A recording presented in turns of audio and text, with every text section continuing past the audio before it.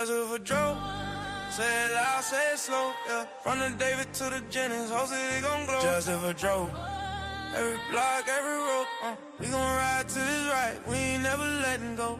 David's family stand tall, that's blood. Jennings right, that same fight, same love. Name on high, we don't ride in chalk. We carve it a stone in the streets all tall. Front yard prayers, porch light on. Whole hood humming that same sad song. Turn that pain to a war cry. Run it. If you feel this in your chest, say something. Just if a joke. Say it loud, say it slow.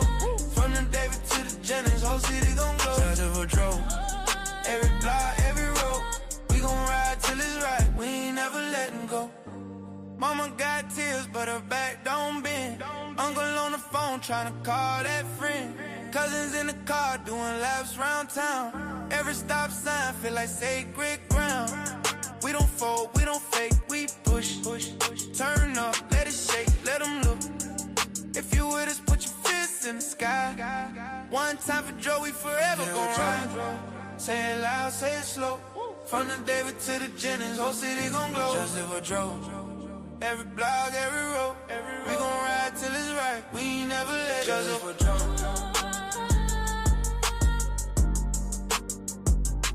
Just if a joke.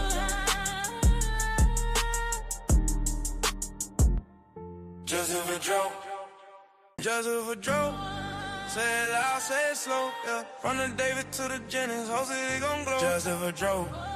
Every block, every road, we gon' ride till it's right. We ain't never letting go. David's family stand tall, that's blood.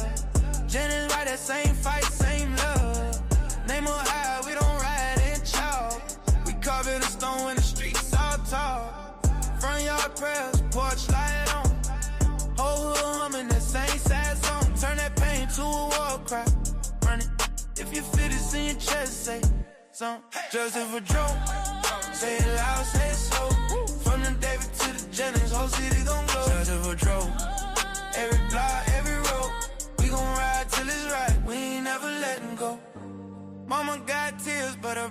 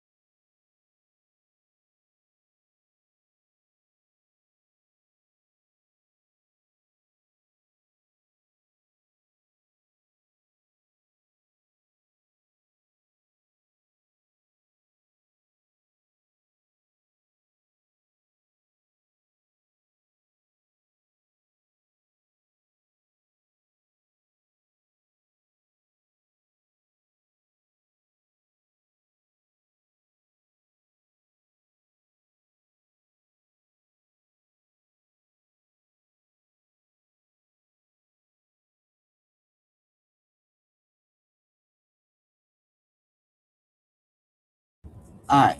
Think I'm good. Testing, testing, testing, testing.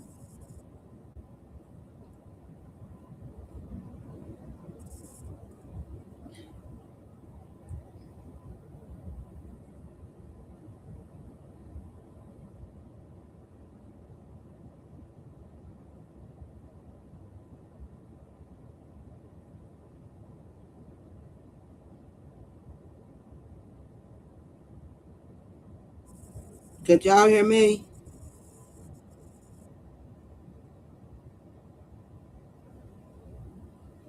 If y'all can hear me, I hope y'all hear me.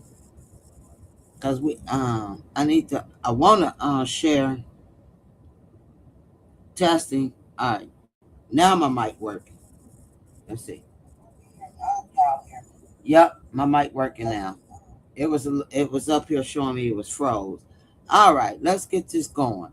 Cause I want to share the audio of Natalie and the activists.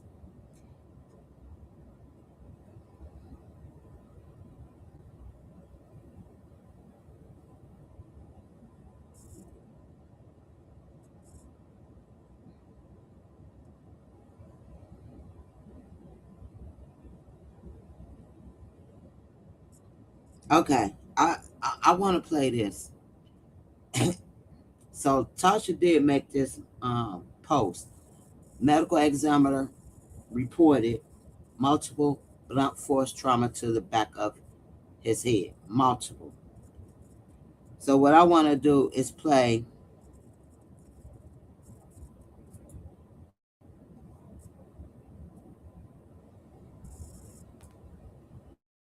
the video meeting. Tasha, no, Natalie and Shanae, if I'm saying her name right, Miss Jackson, activist. I want to play this because I did not get to see this. I didn't even know they even did this a few hours ago. But we about to play this. Hold on.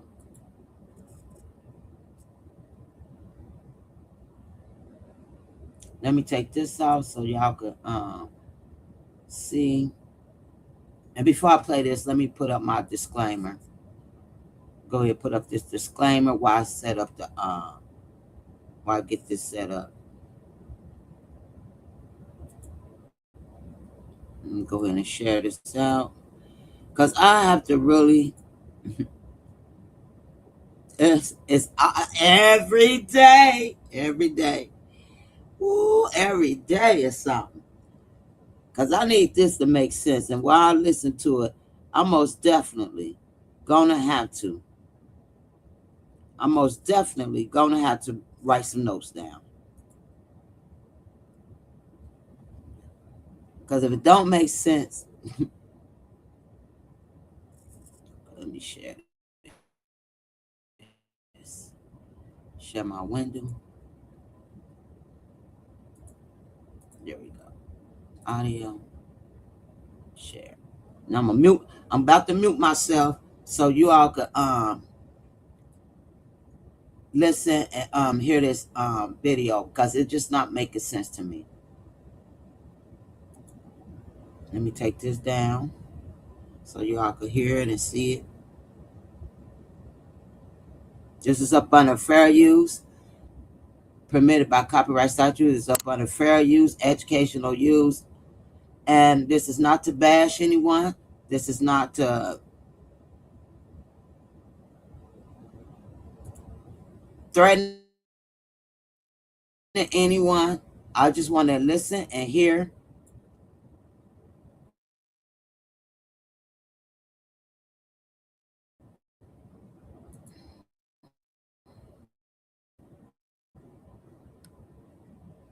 So I'm gonna go ahead on.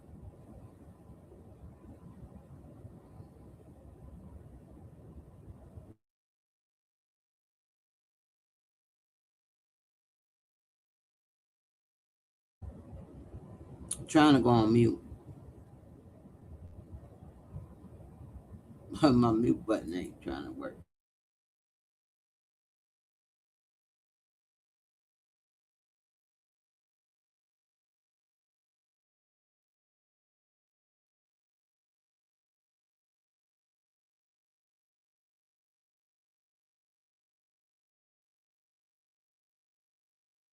Tyrone is the young man that was found in the road under the overpass in Archer Road in Gainesville, Florida, back on December the 27th of 2025.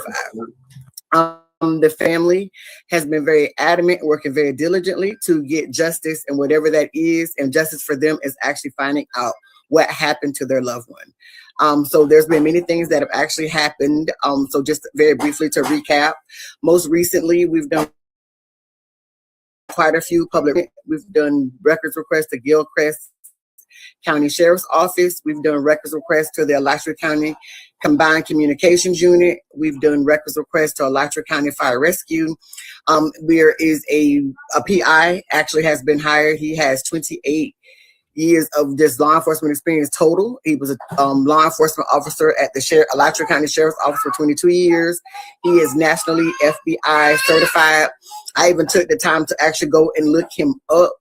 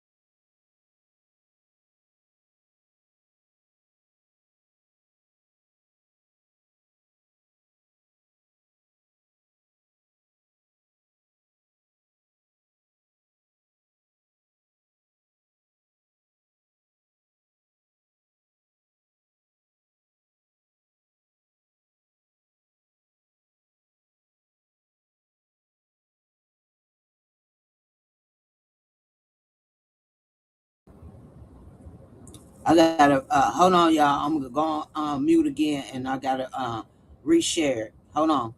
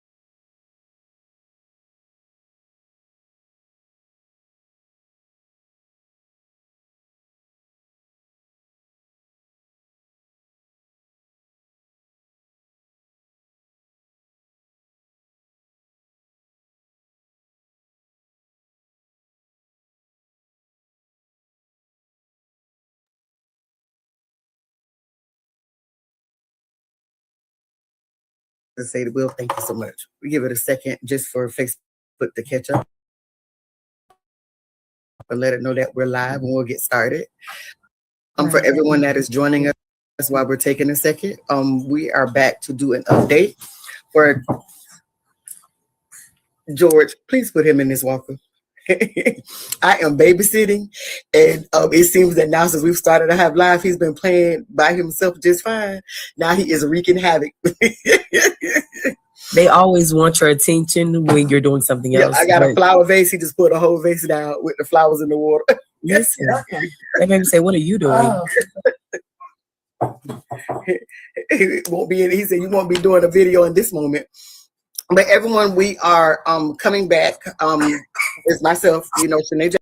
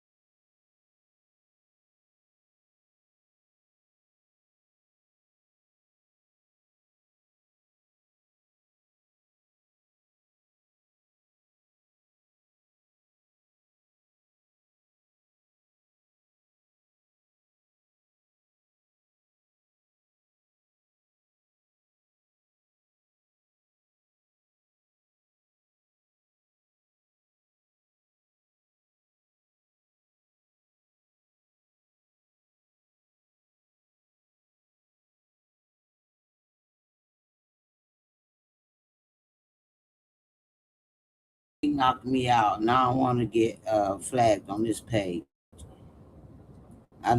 Hold on, let me do something. We ain't got to see them. We could just hear them. Hold on, let me put a banner up.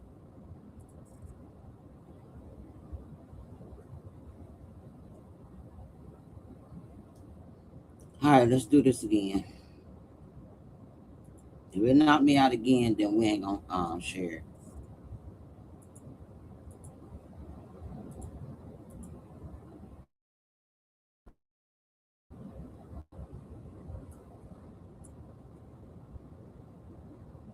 Oh damn! Did she take the video down? Very diligently to get justice and whatever that is, and justice for them is actually finding out what happened to their loved one. So there's been many things that have actually happened. So just very briefly to recap, we've done quite a few public records requests. So we've done records requests to Gainesville Police Department. We've done records requests to Gilchrist County Sheriff's Office. We've done records requests to the Alachua County Combined Communications Unit. We've done records requests to Alachua County Fire Rescue. There is a PI actually has been hired. He has 28 years of this law enforcement experience total. He was a law enforcement officer at the Alachua County Sheriff's Office for 22 years. He is nationally FBI certified. I even took the time to actually go and look him up, like the reviews and things that he has. And even when I do like Google reviews and things like that, I like to look and see how many other reviews have people done and what kind of businesses they have to make sure they're legitimate reviews. And they have like a 4.8 rating for their particular organization, their company. So they do like missing persons reports, they do like forensic investigation, just a number of things. In addition, I'm so super excited. A research team from around the country has been compiled. So it's a group of 4. Myself,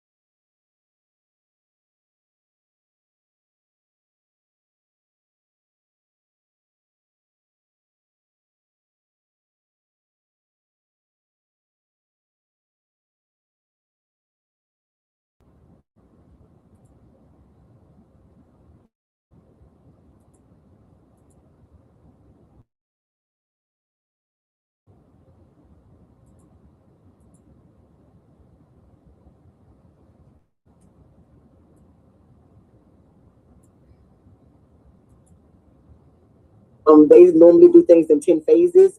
In phase, depending on how you look at it, 6 or 7. And they actually do have a working theory. And so it's exciting to kind of go through that. So I did want to open it up for Natalie if she wanted to jump in and say anything. And then what we'll do next is actually talk about the expertise of each person that's actually on the research team, each person that's on that roster, so people can understand the people who actually did this particular work, what their expertise is, what their education is in, how many years of experience that they actually have. We're super excited, even with them and the things that they derive are from fact. They actually not only were able to derive certain conclusions from the facts, but they were able to dispel some of the rumors and things like that were out there to get rid of those black rumor mills and really wade through a lot of the stuff that is actually chaos still happening. Definitely want to share those things with you all. And so Natalie, I would love to turn it over to you if you'd like to jump in and give some insight before we go to the next thing. Yes, I would just like to say one thing that my family has made it our business to do throughout this process is to understand that there are different individuals that play different roles that are beneficial for different reasons.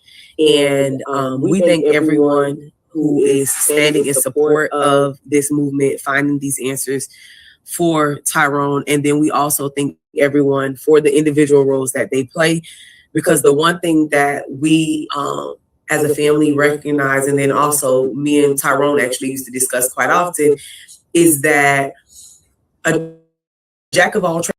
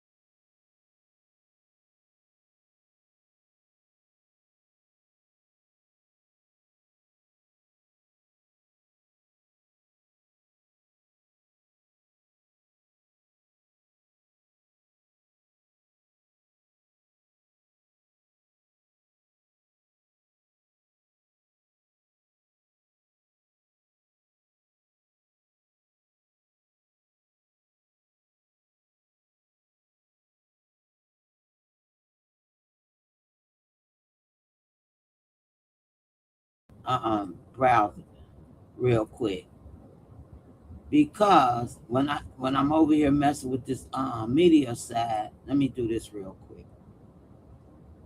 Now what's widgets? They done added something new over here on StreamYard.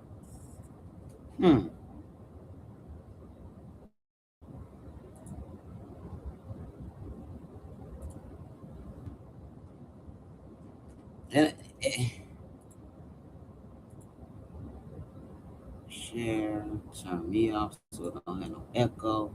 I want to turn me off.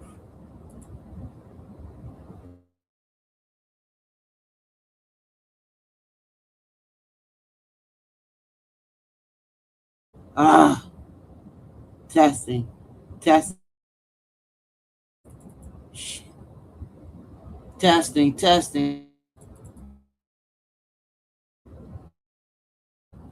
Awesome.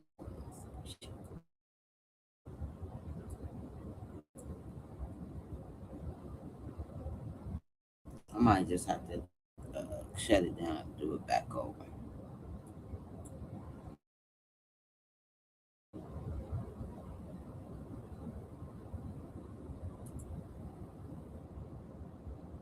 Let's say, Will, thank you so much. We give it a second just for Facebook to catch up and let it know that we're live, and we'll get started. For everyone that is joining us while we're taking a second, we are back to do an update for George. Please put him in this walker. I am babysitting, and it's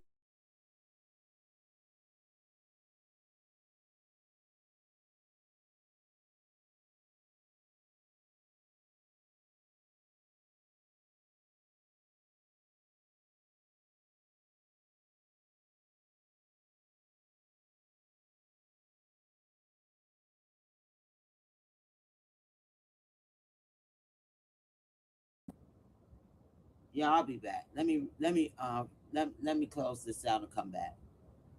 I gotta close.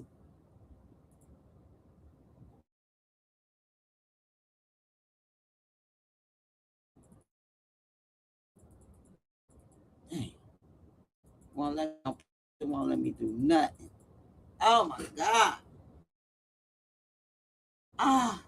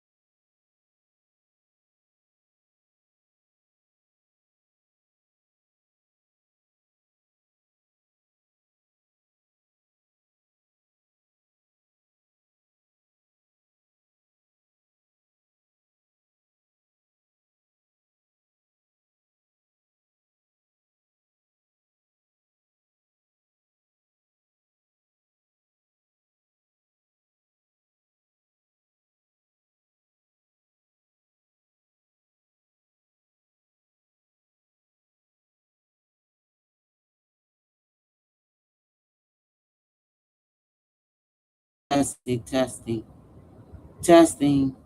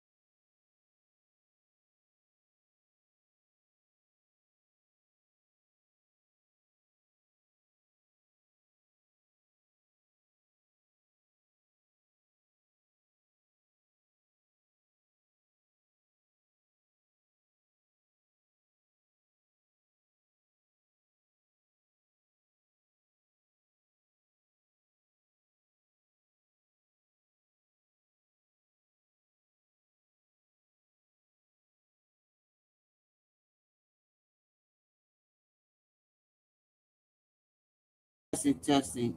Okay.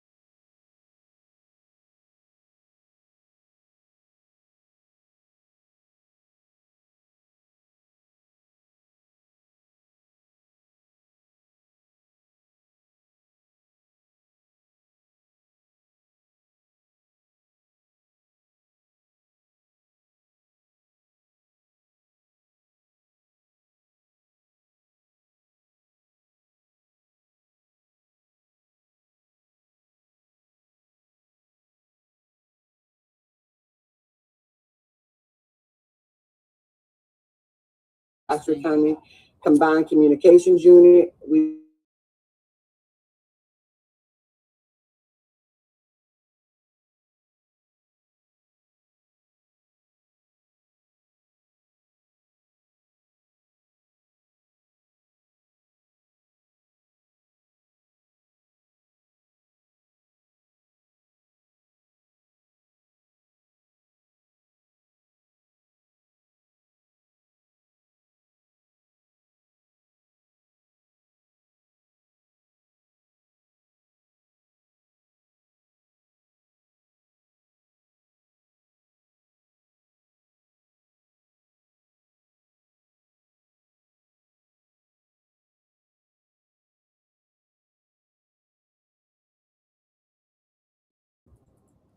Start my system.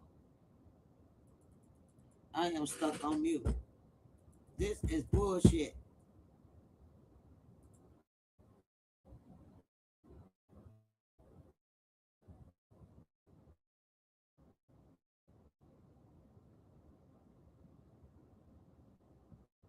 Nothing else wrong. Oh.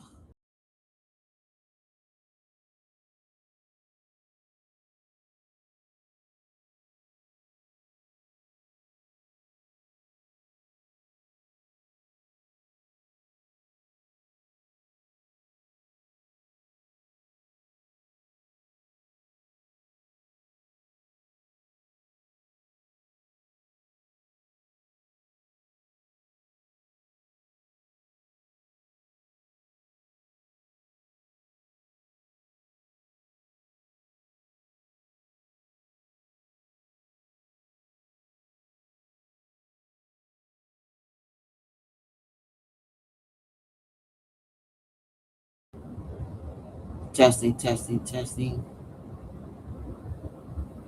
Let's see. Testing, testing, testing, testing. Ah, my mic not working. Testing, testing. Okay.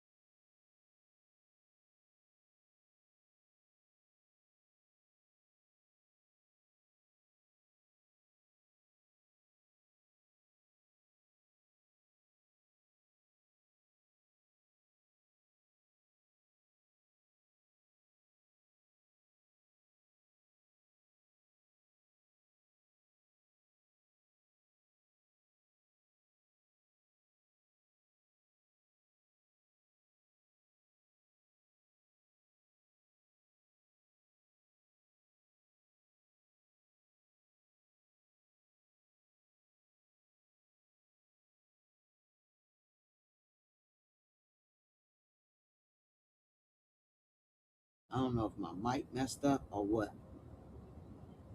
I don't know if y'all can hear it or not. Cause when I can y'all hear the video? If you ain't here, can you tell me if you hear the video? Now I can hear myself now. But when I play the video,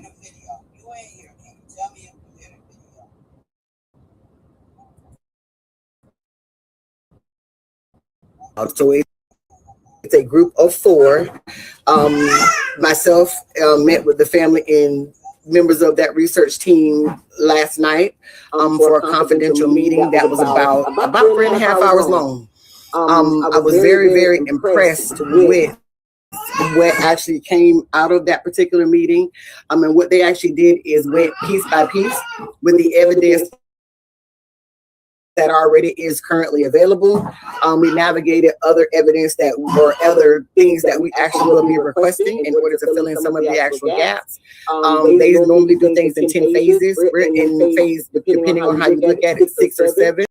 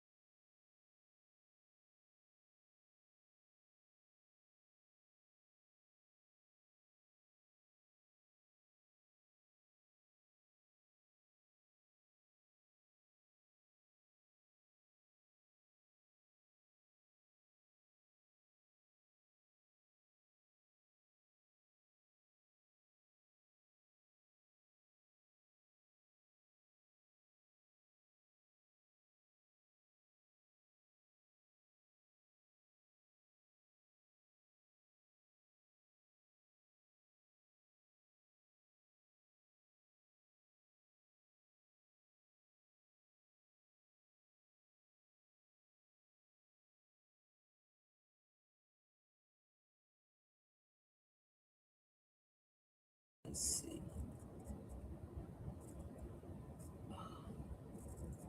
Y'all, let me tell y'all.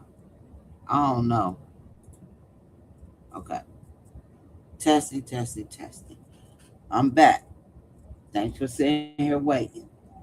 I'm back. I don't know. Okay, so I had to reboot up my system. Let me tell y'all this before we do it again. Because when I'm trying to share this with y'all, I'm hearing back feed other in my background. And I'm like, no, but my mute button won't unstick. It would my mute button, when I mute myself and try to unmute the self, it keeps sticking, kept knocking me out. So I said, forget it. Let me try to reboot the thing. Because I did just come off the page. Now I rebooted myself. System came back up. So I logged back in. StreamYard.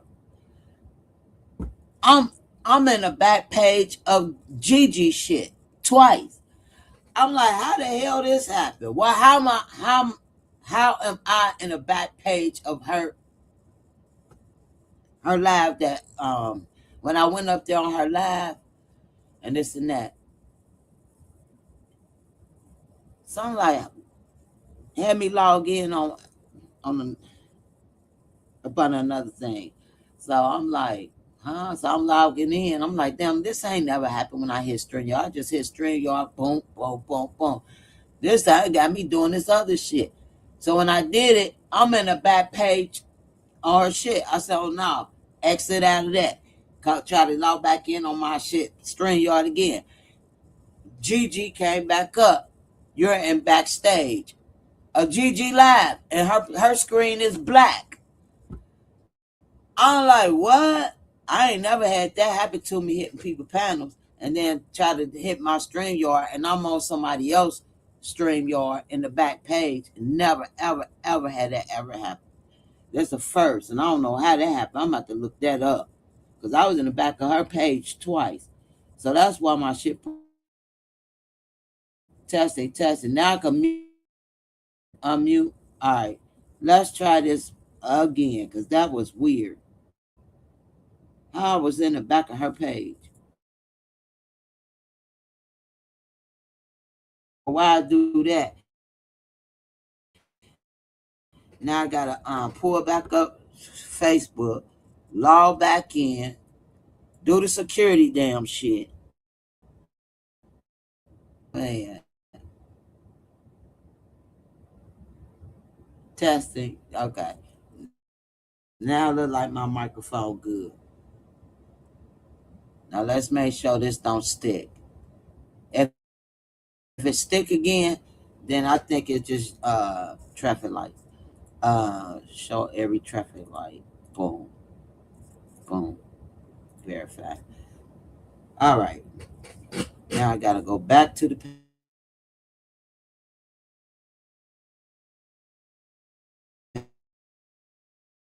page.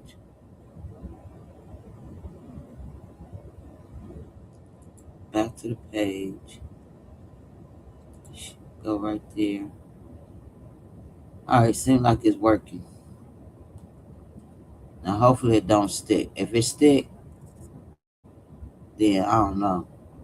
Let's try this again.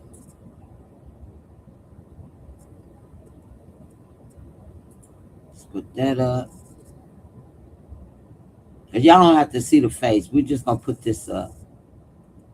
See if this works. All right. Make sure my media browser and everything working. Let's hit the share button. I'm going on mute because normally, if I play it, we're gonna have background feed if I don't mute myself.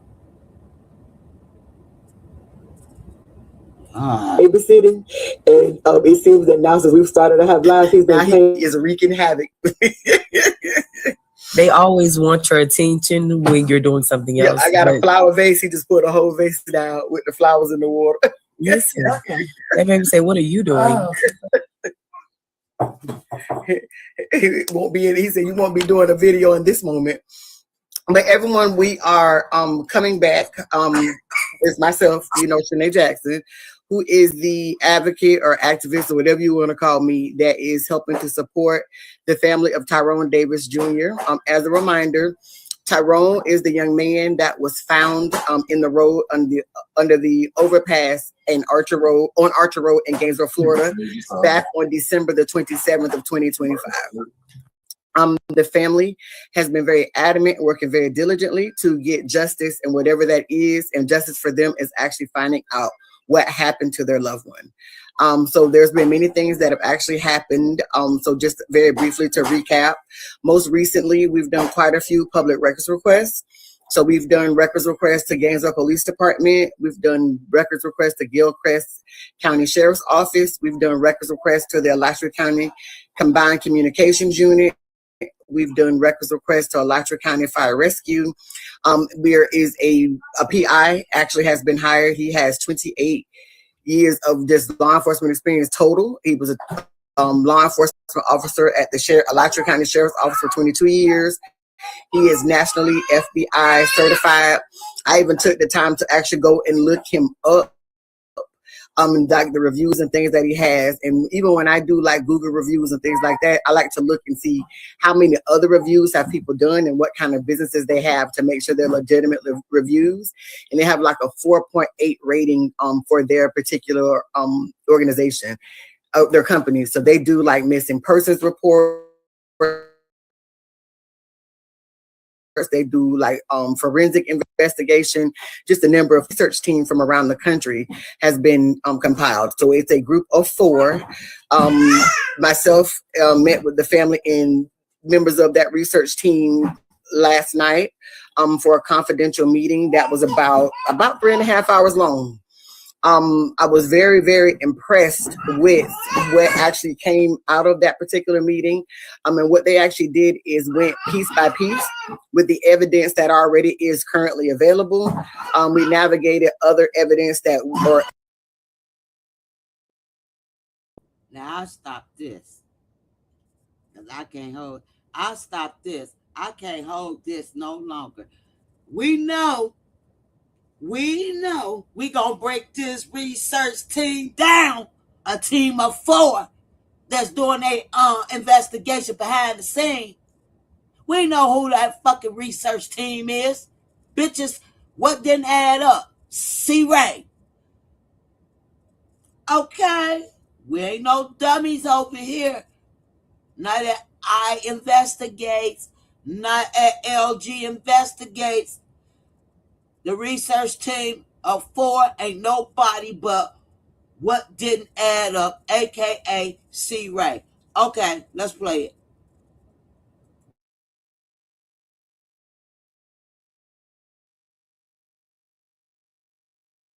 Other things that we actually will be requesting in order to fill in some of the actual gaps. They normally do things in 10 phases. We're in phase, depending on how you look at it, 6 or 7. And they've actually do have a working theory. And so it's exciting to kind of go through that. So I did want to open it up for Natalie. Y'all, who work in phases? Who working in phases? C-Ray and her team. We about to break some stuff down after this interview. I'm sorry, I do not want to stop and play. The research team ain't nobody that's certified. They just another blog content creator people. Ain't none of them people certified.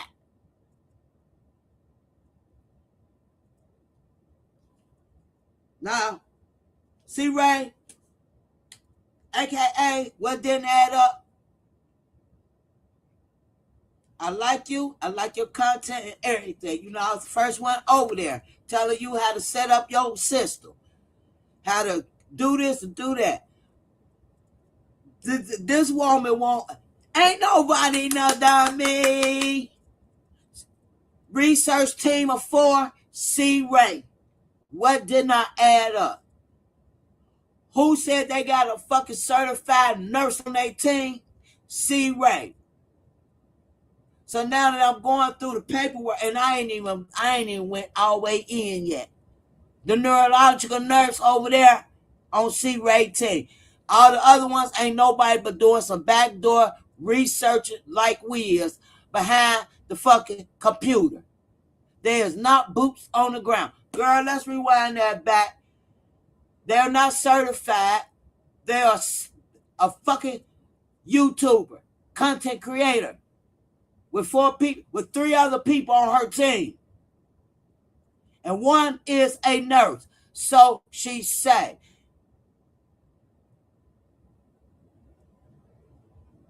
We gotta break this shit down when it's over.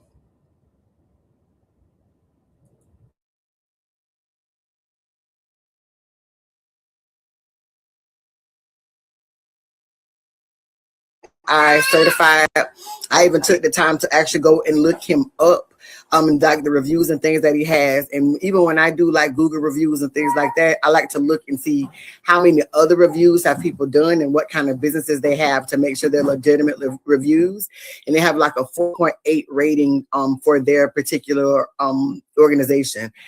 Their companies. So they do like missing persons reports, they do like forensic investigation, just a number of things. In addition, I'm so super excited. A research team from around the country has been compiled. So it's a group of 4. Myself met with the family and members of that research team last night for a confidential meeting that was about 3.5 hours long. I was very, very impressed with. Y'all, I don't mean to keep stopping. A research team from around the country. Yeah, they're internet motherfuckers. They're not certified. They getting information just like we get information. Watching every goddamn content creator, every blogger, that's where they getting their information from. They're not getting their information from nowhere but what we're doing. Watching shit and piecing it together.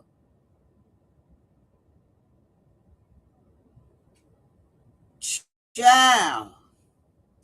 These people need to stop now. I put it out there. And ain't nobody but what didn't add up and her team, a.k.a. C-Ray.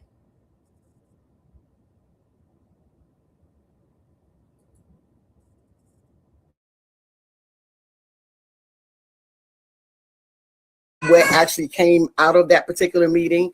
And what they actually did is went piece by piece with the evidence that already is currently available. We navigated other evidence or other things that we actually will be requesting in order to fill in some of the actual gaps. They normally do things in 10 phases. We're in phase, depending on how you look at it, 6 or 7. And they've actually do have a working theory. And so it's exciting to kind of go through that. So I did want to open it up for Natalie if she wanted to jump in and say anything.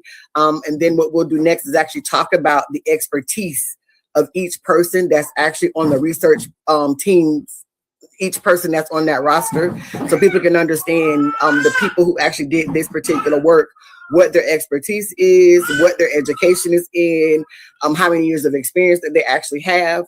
We're super excited even with them and the things that. Y'all know what? I'm done. I'm done with this bullshit. I'm done with this case. I am done. Because you know why? You ain't doing nothing but getting a content creator that over there working like robots. Over there, when they go live, the subscribers got to be robots. They up there on the panel, the 4 robots. And talking about their expertise and their credentials. Get the fuck out of here. They fucking YouTube content creator. She ain't nothing but a YouTube content creator. Just digging and digging and digging and digging and digging. doing the same thing, getting shit information from every content creator, whatever information she can get. They piece the shit together.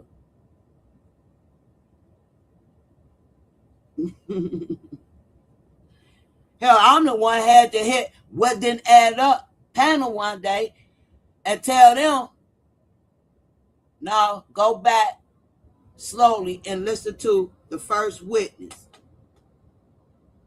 And stop the play and stop the play and stop the play and listen to what the first witness saying. Oh, thank you, LG. You're welcome. Then she came back and correct shit. Them motherfuckers don't know shit neither. Did that nurse over there just cause, and I know it's a nurse over there, cause what didn't add up, introduced the lady, Ava. She's supposed to be a fucking nurse. She's probably a nurse assistant working at a nursing home. Making it, yeah. And I'm a fucking deputy. I'm a fucking deputy behind this motherfucking screen. A research crew of 4 from around the country. Around the internet. If y'all don't put 2 and 2 together, she talking about what didn't add up.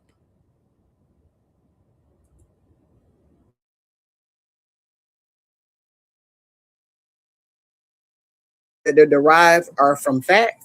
They actually not only were able to derive certain conclusions from the facts, but they were able to dispel some of the rumors and things like that were out there to get rid of those like rumor mills and really wade through a lot of the stuff that is actually chaos to really get us steps closer to really finding out and understanding what's happening. And definitely want to share those things with you. Well, that's what a fucking private investigator do. A certified private investigator do. You just getting something from a fucking YouTube content creator blogger that says, oh, we working on the case. There's a lie on working on the case. How the fuck she know the facts? She's saying the same shit we saying. Can you close your door? Oh, yeah. My bad.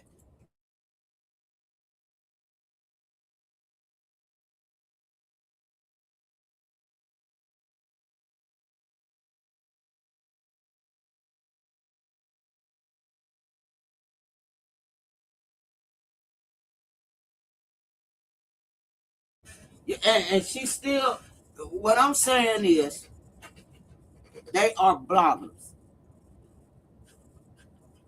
They're not up at Gainesville at Gainesville Police Department, sitting down there talking to no detective. They ain't nobody special. They didn't get no daggone records. And then, and she, hell, she's a nurse. She's a nurse. Did you see her license? Matter of fact, give me her first and last name. I can find out if she's a nurse. I just look up on the board list. I'm a fucking deputy. You can hire me.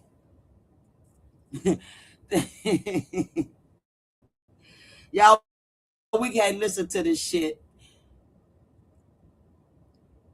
What didn't add up ain't bringing no more facts than a motherfucker on the moon.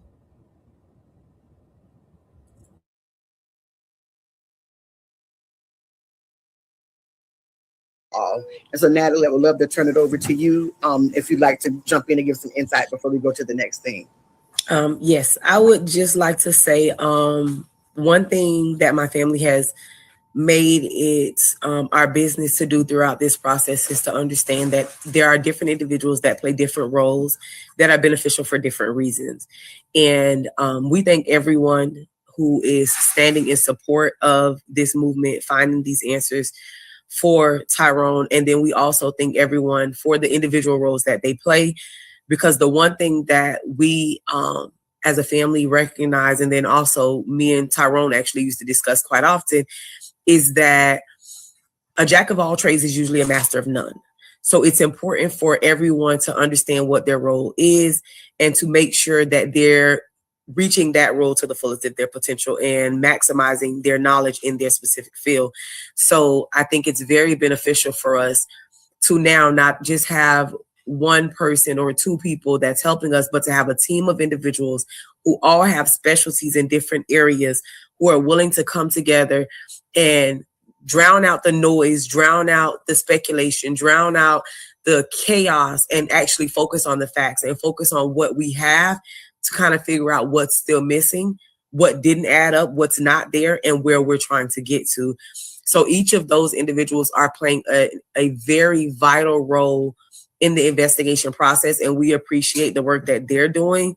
Also, Ms. Shanae, standing with our family, navigating. Oh, so I am correct.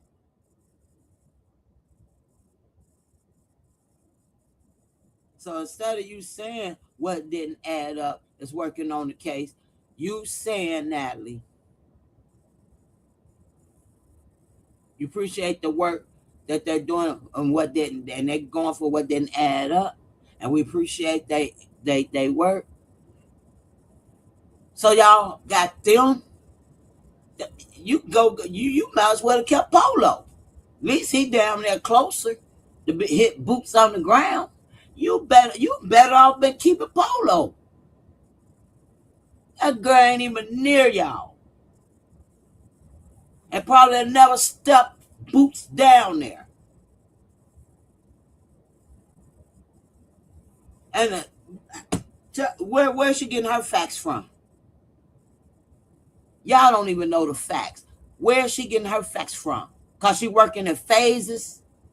Phase 1, 2, 3. She had phase 10, which none of it probably mean nothing. She getting it off of every other fucking content creator and piecing the shit together.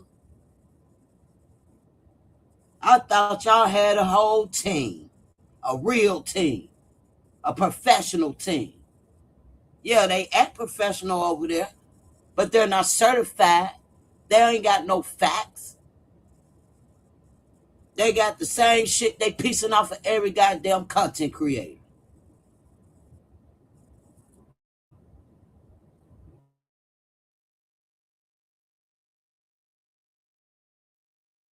Systems that we may not have necessarily ever had to navigate before. We come from a family with a very educated background, with a lot of knowledge and a lot of intelligence in different areas. However, it's always important to reach someone who is able to navigate something that you haven't, especially when it's your first time, because it kind of helps guide you. And working with her, I've learned a lot about public record requests, a lot about entering a room and demanding presence. And so I think it's very important to acknowledge everything that she's doing, and just to let you all know, to make sure that you guys understand everyone's delivery isn't for everyone, and that's fine with us. This movement is not for everyone, and we understand that. We are not asking for fake supporters. We are not asking for people to stand with us who do not agree with the cause or what we're pushing for. But we do want to acknowledge everyone who is standing with us, who does agree that this doesn't make sense, it's not adding up, and that there are too many questions for us to say this is enough. And so for that reason, we're going to continue to go. I didn't even update Ms. Shanae yet. I actually did speak with the PI yesterday. And there was a lot of additional information gathered, looking into things like the acceleration rate of the car and things like that. So there's a lot of actual research being done by all parties involved. And as a team, most of us are drowning out the noise and doing the business that needs to be done. And those who are not drowning out the noise are still doing the business that needs to be done and addressing what needs to be addressed. So I just want to thank everyone who is a part of this movement, who is a part of this fight, and who is standing with us and understanding it's bigger than us. Because like I told Ms. Shanae, at the end of the day, this is justice for Tyrone, because this justice isn't going to make a difference. It's not going to help us, because once we get justice for him, it's just going to be us dealing with him not being here. So that's what my uncle meant when he said after his justice is just us, because we still have to process this loss. And unfortunately, a lot of our family members have not been able to truly grieve this loss, or not been able to truly understand and accept the grief and the loss and just the what's next of this process, because we still have so many unanswered questions and there's still so much that we want to know. So again, thank everyone who is supporting us and standing with not the Davis family as in my family as relations to Tyrone, but the Davis family as anyone who supports Tyrone Davis Jr.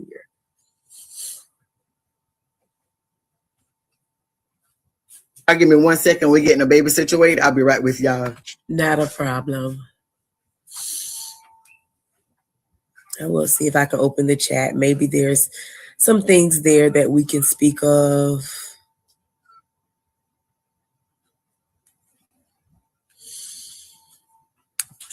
I see some of the family in the chat. I see someone says, "You all inspire me, justice for Dro." Honestly, I think the biggest hope out of this, outside of actually figuring out what happened to him, is that we motivate someone else to stand with their family. We motivate someone else to love on those that love on them, and to not give up even when it's not clear, even when it's not easy to understand or easy to figure out. That's even more of a reason why you stand strong, you ask questions, and you fight the fight, because a lot of the times we're overlooked and we're underrepresented and we're not really given what we need. So I think it's important for us to understand that when you stand with someone, you fight 10 times harder than standing alone. So love on the people who love on y'all. Stand with the people who stand with y'all. Fight for what y'all believe in, because when I tell you it makes a difference, it does. I don't know if you guys are following or were following Dro That Nigga on Facebook, was his Facebook name. But if you guys were following that page, we used to do videos every Wednesday. Me and him used to jump on and we would do live videos where people could come on and we would talk about different topics. And now I have those memories because we spent that time together in real life. So we really loved on each other in real life. And as hard as this loss is, I think it's a little bit easier for my family because we have those real memories where we really connected as a family. We did game night at the park. We did family outings out of town. We went literally from Orlando to Mexico. Like, we went out of the country as a family. The last trip that I did for my birthday was Atlanta. 31 people flew to Atlanta for a birthday celebration. So the love that my family has is unmatched and unseen for a lot of people, but it does exist. And if you can either be blessed to be born into a family where that love exists or create a family where that love exists, hold on to those people, because there's nothing like it. Absolutely. And I'm glad that you brought up the point, Natalie, before we get into the actual information about family, because I do want to center that. And I know a lot of people were stating that, or not a lot of people, some people were stating that you all were doing this for attention and different things. I want to highlight the only way to ever get justice really fully for someone when a system is not working the way it should is through family. And so the reason that we know the names of like Breonna Taylor and Tamir Rice and Trayvon Martin and Laquan McDonald is because of their family. So I want people to understand, even too, because people are saying, well, how do you help with this case? I can't help anyone who can't, if they're past, if their family is not the ones who are advocating, and I can't help anyone who can't help themselves. I think a lot of times, because we only see bits and pieces of it, people don't see that particular part. The fight is only possible with you all.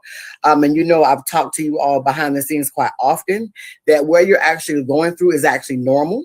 We just often don't see it because typically it is like police brutality that things are actually happening where people are defaming the family members' names, or they're trying to make the family be this or they came from that. And so it's a little bit different because of how the circumstances of this case, but what actually is occurring is actually very normal. And so even too, as people are like saying like, ooh, you got all the energy that you can give them to them. This is the same energy that I get a police. This is the same energy. And so even people say you don't have time. No, you absolutely do, because you have to center what it actually is. You have to also center that a lot of times people don't stand up and fight because people make you think that you have to be perfect. So people feel like they don't have the right to fight for their loved one because the loved one not perfect. And that's not the case. And I want to be clear that in the midst of this, I have a family member that just passed away in Broward County, one of the prisons down there in South Bay Correctional. And they literally starved my loved one to death. So the same way y'all see this level of energy, y'all going to see this level of energy down in Broward County. So every senator, every congressperson, the state attorney that I know, this is what will be happening in Broward County. And that's why, because that's my family. And so like, that's what it is. So I wanted to make sure to name that, you know, and I talked to Rob privately about staying the course. I want to also state, because people are seeing this, a lot of people that have reached out, they have reached out because of what they're seeing. And like, there's some people who've been navigating things for a year, some like a few years, and they felt comfortable to reach out to ask for help or support, to say, hey, what are my next steps? Where they felt lost because many people have dismissed them. Another point that I want to make as well is a lot of times people say, well, oh, just go get an attorney. Well, a lot of times with an attorney, it's about how much they can recoup or recover. Well, if you're dealing in a situation where a person doesn't have a lot for you to recover, there's not as much of value for the actual attorney. And even in this particular case, as you know, when we stated, when I talked to the wrongful death attorney, who was very honest, she said, you know, you can go hire one, they're going to take the money, but the point of the recourse for the wrongful death attorney is so that the family members or who left behind is comfortable. If a person doesn't have that, then it's going to be all, you know, for naught. And so helping to guide this process, and also wanting to share that, because people don't understand that with a lot of the steps that were actually taken, they have been taken because of guidance from law enforcement, from a private investigator, not just because he's trying to be paid, because he has a proven track record that has stated this. And then also the members of the research team in their actual credentialing, so that, and then me with my own level and set of experience. And then also too, like with you all, and I know many people don't know like some of the things that you do. So having family members who actually work in law enforcement, and you know that it's not right, and the way that things weren't investigated because of your own internal experiences and how things actually should work. And so bringing all of those things to the table as a collective is how we now, especially with the progress that we have made and is making. And there's so much, like with me, when I'm very good at public records. And so like with the team, when we talked last night, they were like, your public records are very extensive, and they're extensive, which is my skill set, because of looking for pattern recognition is so very important, because that is the way that when there was failures and how this happened, that they can weasel the ways out of. So when you can show that, no, this is a pattern, this wasn't a mistake, or if it was, this is the mishap, that is extremely helpful. Also with pattern recognition, it also helps to understand how a person should have moved, and you would expect them to actually navigate particular situations. And that helps you to understand how things actually don't add up. So I want to talk about the members of the actual research team. So before you get into that, Ms. Shanae, I just do want to address something. So I will not address every comment. There's just never enough time in a lifetime to address everything. But I do want just to make a few things clear. First and foremost, don't believe everything you see on social media. Everybody who say their friends aren't friends. Everybody who says their family are not family. So please be mindful of your source, and you may want to vet some of those sources a little further. But then also, there's a few people asking about our family's relationship with both Tyrone's mother and Tyrone's girlfriend at the time of his demise. So first, I want you guys to understand that we are here about Tyrone Davis Jr. That's first and foremost. Secondly, since you guys are addressing it, I don't have a problem with that, but the proof is in the pudding, and the evidence is clear. If you guys go on his social media, if you go through the photos that I've posted on my platform on Facebook, you will see the relationship was there, and the relationship was not toxic. There was a very strong bond on both ends of those spectrums. There was a very strong relationship with both of those individuals. And that was not only something that we've verbalized, but this is also information that they both verbalized to law enforcement, and they shared at our meeting. There was never conflict there.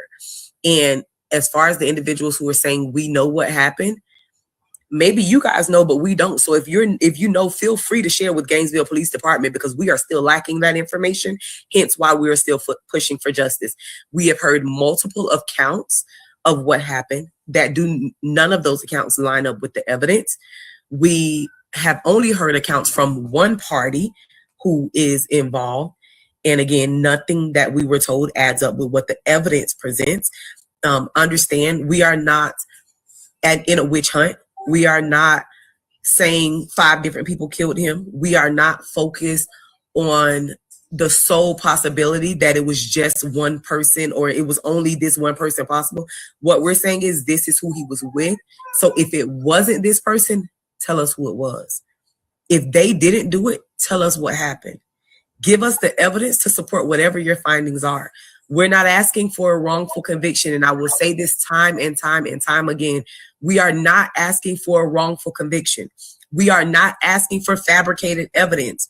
We are not asking the police officers to arrest someone with undue process. We are saying, do your jobs, do the full investigation based off of what we know, because understand, our family has real work history. We have real backgrounds where we're certified in things like crime scene analysis and mapping. So no, you can't just tell us anything. We have real criminal justice degrees where we were educated in forensic science and crime scene analysis. So no, you can't just tell us anything. So we're not asking for anything to be fraudulently created like what's being done on social media. We're asking law enforcement to do a thorough investigation. And whatever that investigation reveals, my family is willing and prepared to accept that. So even if the investigation comes back and says, hey, this is an accident, if they have the evidence to support an accident, we will accept that. What we will not accept is a half-ass investigation that led to an incomplete or an inaccurate outcome because of a lack of evidence or a lack of doing your job. That is not going to be accepted. Absolutely. I also want to jump back in because I'm laughing at some of the comments. Me too. And so I want to state that because even as and mind you, I get and gather that people don't have as much information as we do.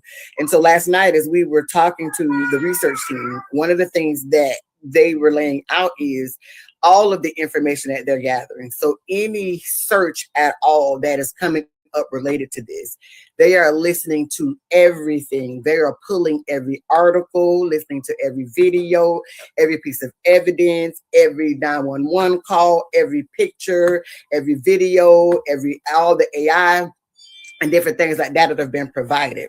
And so it's interesting that when we're listening to that, because they were able to debunk some things, we're talking in reference because there were things that even we were unaware of in the midst of the chaos. And that someone is in the comments stating, well, oh, you're referring to Polo. So let me help you. Hit dogs holler and guilty pigs squeal, because that was not any reference at all to anything that we were actually stating. So as I was unaware of an AI photo with Tyrone in red pajamas. And so I learned that last night from the research team, as I was made unaware of things that were circulating down south. So there was so much in the 2.5, 3 hour, maybe 3.5 hour call. It was a very long call that was very extensive.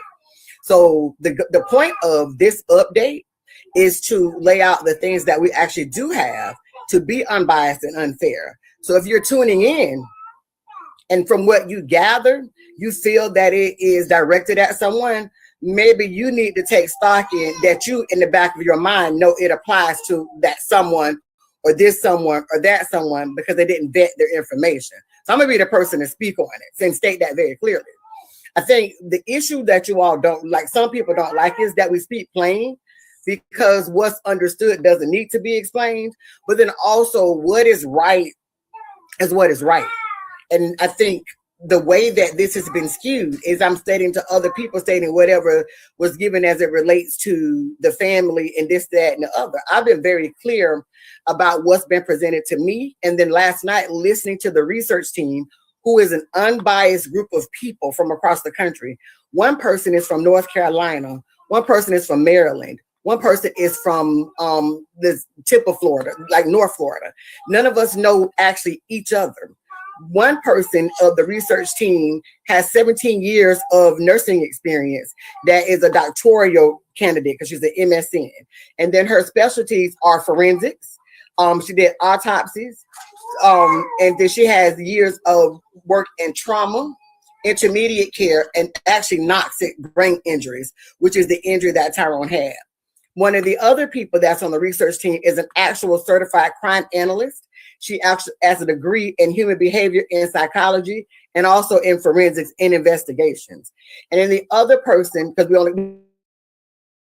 we met 3 out of the 4 people on the research team, she actually has 12 years of experience, and hers is in documentation and reporting.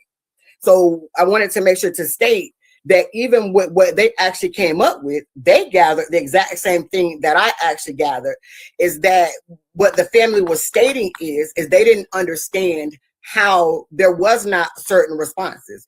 So one thing for me is I reached out to Renee before any of these things happened in order, because they said it was a communication gap. As the family had stated, that even before they went live the very first time, they reached out to Renee and did not receive a response. And it's so interesting how people are sitting on the sidelines, making inferences and making guesses and judging with bits and pieces of information while not attempting to even understand. And then when you're giving actual accurate information, it's like some of people are upset about accurate information. And that's fine, but we're going to proceed forward to continue to provide accurate information. And so, like, with that, I'm going to walk through what was presented to us as a preliminary working theory, also with the actual disclaimers. And the reason, as I stated, they go through 10 phases. We're only in about phase 6 or 7 because there's additional information that we're waiting on. Also, with the information that we have, we're now compiling a list of other things that law enforcement should have done that is not done, and then other things that should have taken place that have not, that we now have to go back as we compile those and then either request that these things be done or ask why they had not been done, or to finish filling in the gaps, which is also one of the things that I explained in my initial video when I sat with the family about the process. And that process is waiting to get what law enforcement has, to see what they already have, to understand how they came up with the ruling that they did come up with, and then to be able to fill in those actual gaps with accurate information. I'm very fortunate that with the team, and also too, we'll give follow-up information because they actually are taking the time to put together presentations. They are confidential because of the high level of security of their actual jobs. So external from their jobs, this case is the only case that they are working on to give it their full undivided attention. And it's in conjunction with the work that I do, and it's in conjunction with the work that the PI actually does in order to get to the bottom of this. And literally, this is what an investigation should look like with law enforcement agencies. So literally, all that's being recreated is what should have actually happened in the first place for the family to obtain the justice that it is that they're actually seeking. And so that is the reason we are also repeating some information over and over to ensure that people are getting it right. And what we're also what is interesting, that even when you're giving factual information, because of people's own perceptions, they're taking it and skewing it and making it be what they want to be, which is fine. But we're going to make sure that we do our best to speak very clearly, very plainly, and then lay out what those things actually are. So, but the preliminary analysis, and they give a disclaimer, and I'm actually going to read that like word for word. It says the document reflects a preliminary working theory developed from currently available information, including surveillance footage, witness statements, scene observations, and publicly known medical findings. The reconstruction presented in this document is not a formal investigation conclusion, nor is it intended to accuse criminal or assign criminal responsibility to any specific individual. Rather, it represents a good faith analytical interpretation of available information for the purpose of identifying questions, inconsistencies, and areas that may warrant further professional investigation. This document is intended to assist the family, private investigators, attorneys, and other appropriate officials in evaluating potential investigative avenues. As additional evidence or verified information becomes available, the working theory may be revised, expanded, or corrected. All individuals mentioned in relation to this matter are presumed innocent unless and until determined otherwise by appropriate legal authorities. So the overview, based on available surveillance footage, witness statements, scene observations, and medical findings, the following reconstruction outlines a medically and forensically plausible sequence of events that may explain Tyrone's injuries and subsequent collapse. So the events immediately after leaving Papa John's.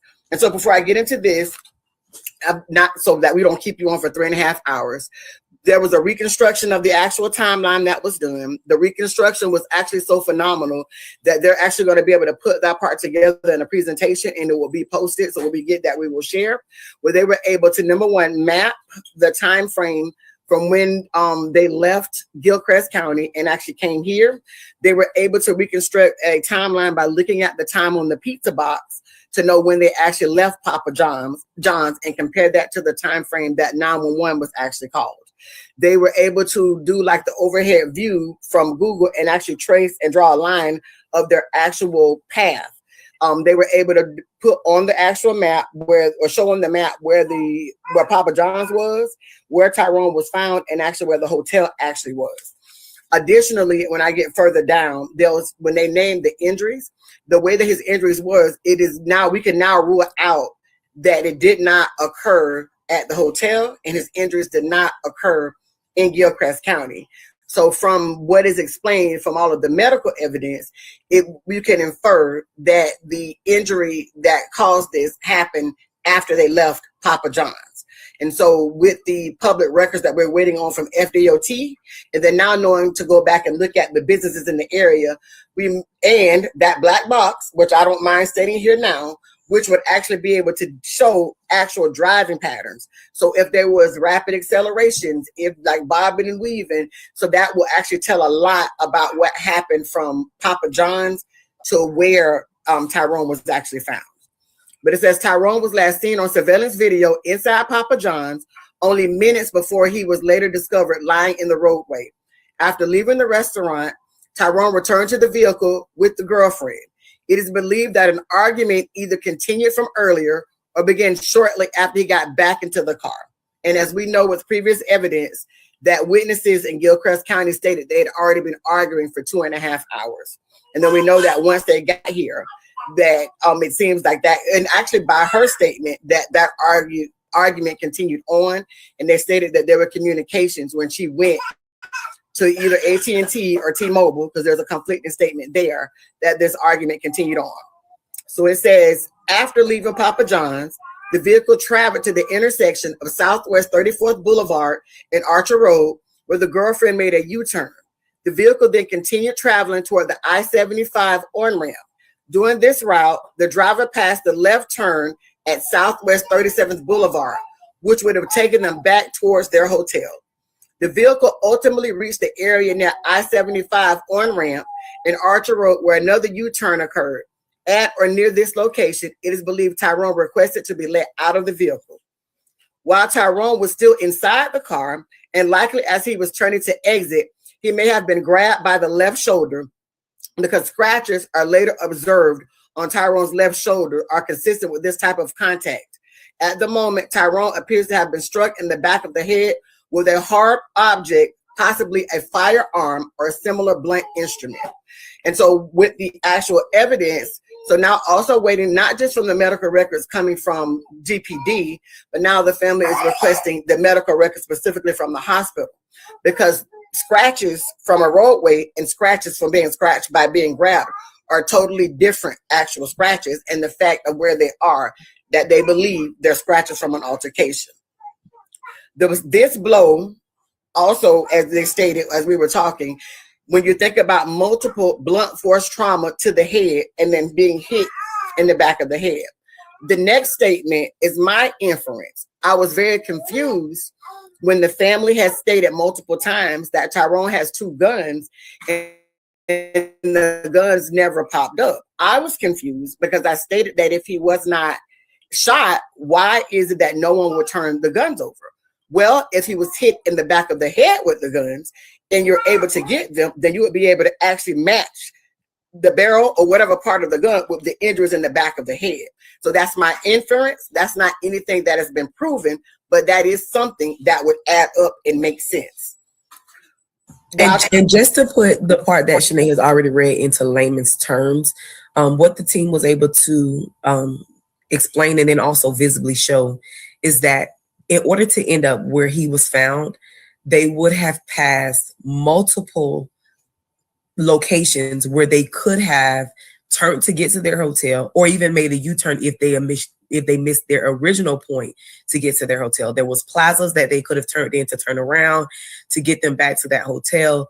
However, they were 3 intersections away from their hotel at the time the vehicle made the U-turn, where he was later found at his demise. So if you were leaving from getting pizza to go to your hotel, how do you end up 3 intersections past the hotel? So just layman's term explanation of what the experts, because these are subject matter experts, this is what they were able to find during their research and their investigation. Yes. And throughout the entire presentation, they wanted to make sure for them, they don't have a stake in this at all. It's only about the facts and what is factual and what is plausible and what adds up and what does not. And so they wanted to make sure that we were very clear. They don't have a stake either way. It's about what the evidence actually shows. And so for them, whatever the evidence leads to is where we will land at. And so that's also when I stated about the barrel, I made sure it was an inference that I made, because for them, there is no inference either way. It is, they want to ensure that it is very unbiased and just facts based on facts, and that's it. Yes. So then they go into the primary skull injury. They said this blow caused high energy, blunt force trauma to the base of Tyrone's skull. The force of the impact was severe enough to produce comminuted fractures, meaning the bone was shattered into multiple pieces, with fragments displaced toward the front of the skull. This type of injury is known to initiate rapid internal bleeding inside the skull and places the individual at immediate risk of catastrophic brain injury. And so what they were stating is, by the medical aspects and evidence of this, that was the reason they were able to rule out that this happened at the hotel in Gilchrist County, and that it had to happen after leaving Papa John's, is because the nature of the injuries, what came after would have happened very rapidly. She said almost instantaneously. He said that he would not have survived long enough to have left Gilchrist County and make it into Gainesville. With that type of injury, the impact and the outcome of those injuries would have happened within moments. Hence why at the scene he was unresponsive, unalert, and then en route to the hospital coded. It was because the way the injury was inflicted, it was not, he did not have the time to do like things from it wasn't a slow injury. It wasn't something that would have happened over a period of hours. It would have been an instantaneous, within moments, reaction to those injuries. Absolutely. And I'm going to read further also too, and we'll give some additional insight. So despite the severity of this injury, Tyrone may have experienced what is known medically as lucid interval. During this brief period following certain traumatic brain injuries, a person may still appear conscious and capable of performing purposeful actions, even though internal bleeding and swelling within the brain are rapidly worsening. During this period, Tyrone likely requested to exit the vehicle, open the car door, step out of the vehicle, and close the door behind him. To the girlfriend, Tyrone may have appeared alert or functional at that moment. However, internally, pressure inside Tyrone's skull would have been rapidly increasing due to bleeding and swelling. So then it goes into a witness account in the actual collapse. It says the girlfriend later stated that after Tyrone exited the vehicle and closed the door, she looked in the rearview mirror and saw him walk away from the car and then kneel. This account is consistent with the witness statement describing Tyrone collapsing shortly afterward. As Tyrone attempted to walk away from the vehicle, the lucid interval likely ended. As bleeding and swelling increased inside the skull, Tyrone would have rapidly begun losing balance, coordination, and consciousness. I do want to state at this part, as they got further in the discussion related to the statement by the girlfriend, when they listened to the actual 911 call and then listened to the communications after, when they were actually already in the ambulance, two things that they stated that came up between all of those communications. One was that the statement that the girlfriend stated that he exited the vehicle and that she closed the door behind him and she looked back. And then in the same communications, in the same recording they were listening to, but the girlfriend stated, oh no, she was going 25, 30 miles per hour and she was not looking back. And so just highlighting that there was a conflicting statement. So when law enforcement stated that the statements were consistent, the research team was able to show us last night that even before leaving the scene, the statements were inconsistent. And so even for us, it's not that we're stating that you did anything malicious. It's just the fact is that per the people communicating via their radio and walkie-talkies that can be heard, the statements were not consistent. So then they say secondary impact. Witness observations and statements suggest that Tyrone either knelt or dropped to his knees. From this kneeling position, Tyrone then collapsed heavily toward his left side. During this collapse, the left side of Tyrone's head struck the pavement, producing a secondary blunt force trauma to the left temple. At the same time, Tyrone's left elbow struck the ground, producing the abrasion observed at the scene. Additional scratches may have occurred as Tyrone's body shifted or rotated while neurological deterioration progressed. When a witness arrived at the scene, Tyrone was reportedly lying on his back and was observed writhing and groaning. These movements are consistent with what neurologists sometimes describe as a neurological storm, a condition in which the brain, after sustaining severe injury, produces involuntary movements and sounds that are not purposeful or conscious. At this stage, Tyrone had likely lost autonomic control of bodily functions. This loss of neurological control explains the involuntary urination visible in photographs at the scene. So before I go further, in layman's terms, one of the things that was pointed out that I actually missed is the two spots that were on the road. I assumed that both was from him bleeding. One was not. One was the injury to the head, and the other one is that he actually lost control of his bodily functions.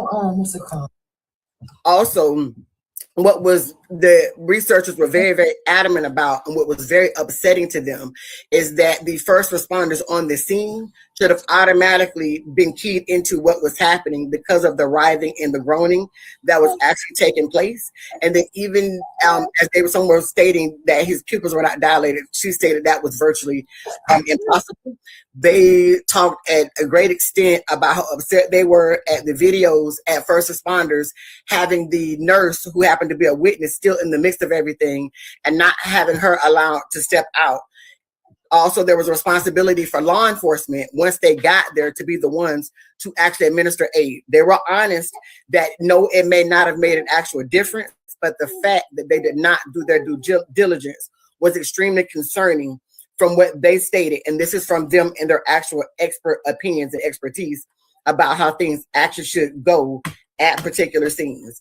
Other things that were very concerning to them is how these people were walking through Tyrone's blood and his urination through his bodily functions in a very, very nonchalant manner as he was in such a serious condition. And then she also stated that in the call, they knew it was much more serious at first, but they were called it wasn't that serious because in the call you can hear it as they're in the ambulance headed to Shands. They changed it to trauma.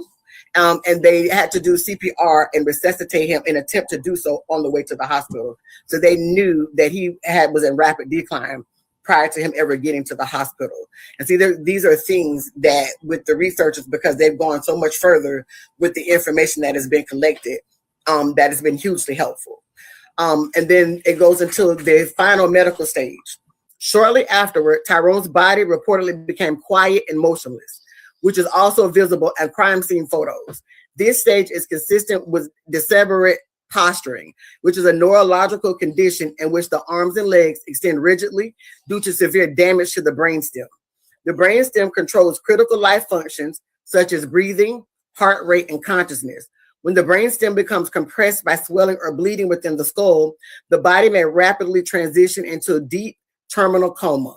From a medical standpoint, this sequence of events is consistent with the progression of a catastrophic traumatic brain injury.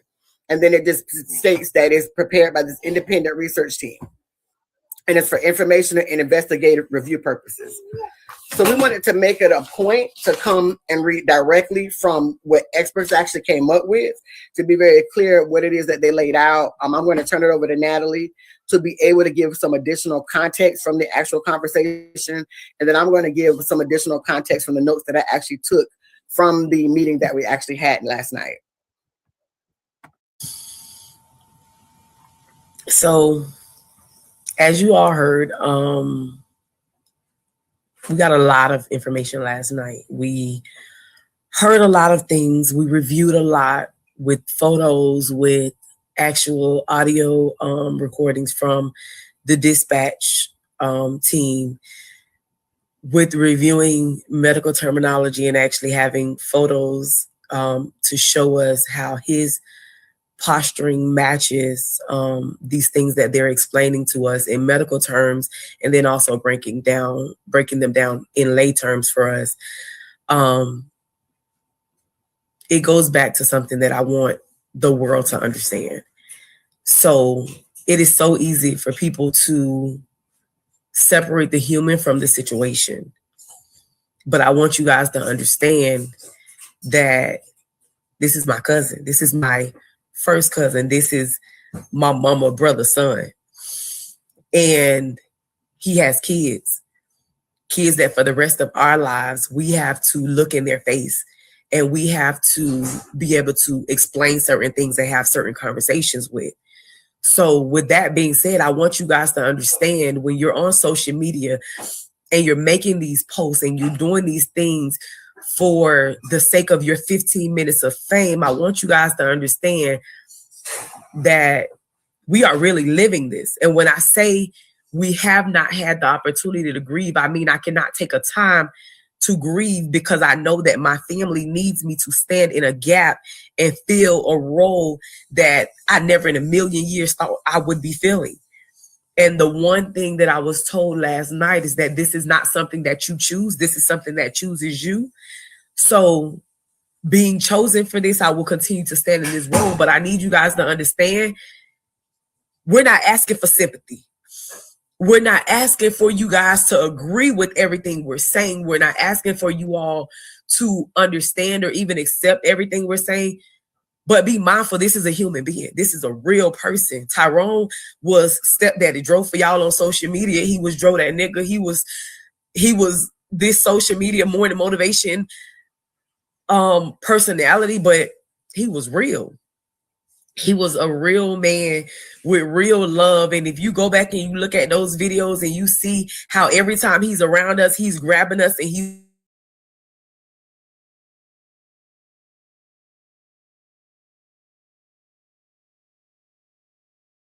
kissing, that wasn't something that he did.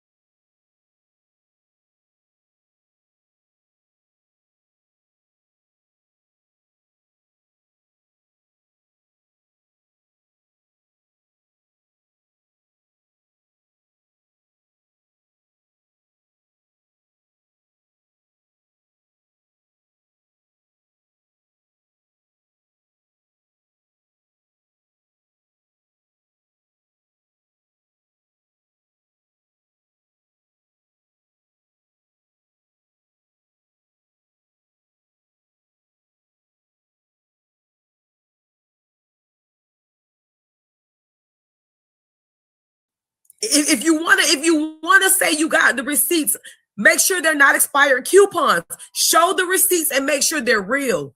But you can't take a little bit of truth and sprinkle it in with a whole lot of lies and think that's okay, because it's not. Because at the end of the day, if something was to happen to me, I know, I don't hope, I don't pray, I don't wish, I know them Davises gonna step by me the way I'm stepping by Dro. So it's mandatory that I do this. This ain't optional. This not a choice. Because when I go to his kids and I sit them two down and I have that conversation with them and I'm telling them what happened to their daddy, I need to be able to tell them, listen, everything that could be done was done, and that's how we know what we know. When we sit them down and we tell them this is what the police said happened to your daddy, we need to have the evidence to support it. We're not going to them with BS. Because I know what my daddy mean to me, so I know what they daddy mean to them, and I can't give them foolishness. I can't give them half-ass, and I can't give them part of the truth. So for everybody in the social media universe who keeps saying, oh, y'all know what happened, if y'all know, hit me up. Let me know. Let me know. Because I'm still looking. I still got a whole lot of questions.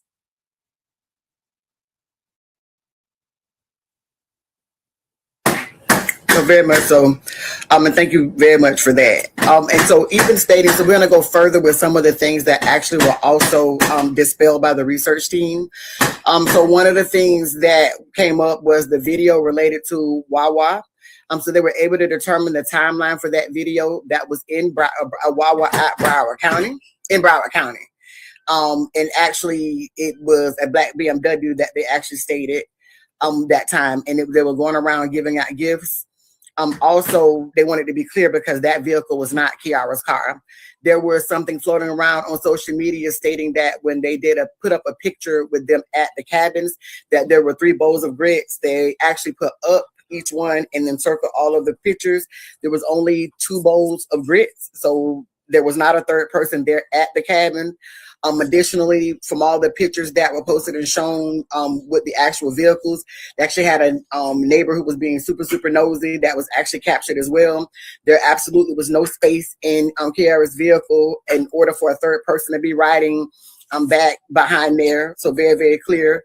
They also mapped the time frame to be able to get from the cabins to the actual hotel. I noticed that someone asked, why is it that they went to the hotel and did not go home? We have not gotten a clarity with that, even as it related to the hotel, some with the calls that were made to find out if they were there.